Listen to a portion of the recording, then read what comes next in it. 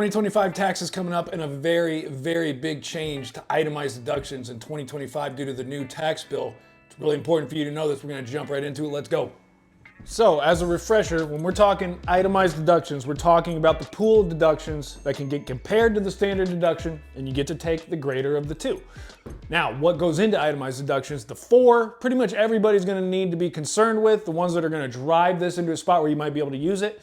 Out-of-pocket medical expenses, greater than 7.5% of AGI. A little bit complicated there, but you get some medical deductions if there's enough of them. State and local taxes, mortgage interest on your home, your primary home, and charitable contributions. A common misconception there. A lot of people think they get that only if you itemize. Now, what's changed in 2025 versus 2024?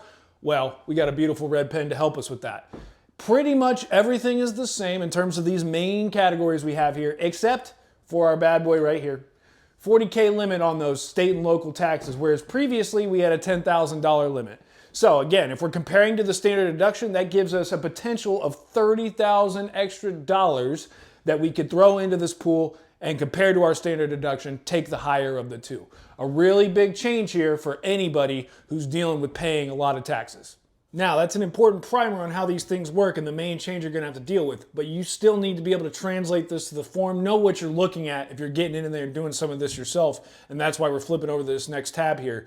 We're looking at the itemized deductions form as changed for the year 2025, and specifically, we wanna dive in on what has changed. Again, those state and local taxes. You can see here we have highlighted the main categories, and I have highlighted the important items, right? 7.5% of AGI on medical and dental expenses, $40,000 limit on taxes, no limits on the interest and gifts to charity. But again, what we want to zero in on here is how that state and local tax item has changed and how it can truly change versus what the previous tax law was. Let's flip over here and bring up a math example. If we're looking at the 2025 tax year, let's say these are our deductions. We didn't have any medical. We had $20,000 in taxes that we paid this year that qualify for this itemized deduction.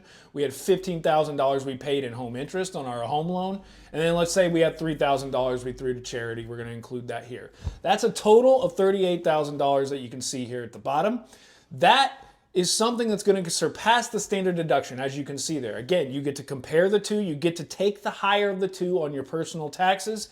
In this case, our $38,000 surpasses the $31,500 standard deduction for a married couple filing jointly. In this case, you're going to get that extra, what is that, $6,500. It's going to lead hopefully to $1,000 plus extra tax savings for you. We can pop our little circle in here to show, yes, that 38 grand is indeed larger than the 31.5. We're gonna get to take that larger deduction. But what we truly wanna know is how this compares to how it previously worked and why you really wanna be honing in on this, because it's an important change. If we flip over to the 2024 tax year, now you see these same numbers here, but the important thing is going to happen right now as they change. Boom, you can see the red circles. The $10,000 limit that was prior or was previously there for the limit on state and local taxes is now 40 grand. In a prior year, you would have been limited to that $10,000 even though you spent $20,000 on taxes. And what would that do? That would take your itemized deductions here. If we use the same numbers in the rest of the example, take your itemized deductions down to $28,000. You would not surpass that standard deduction and effectively lose out on that money you spent as a tax deduction.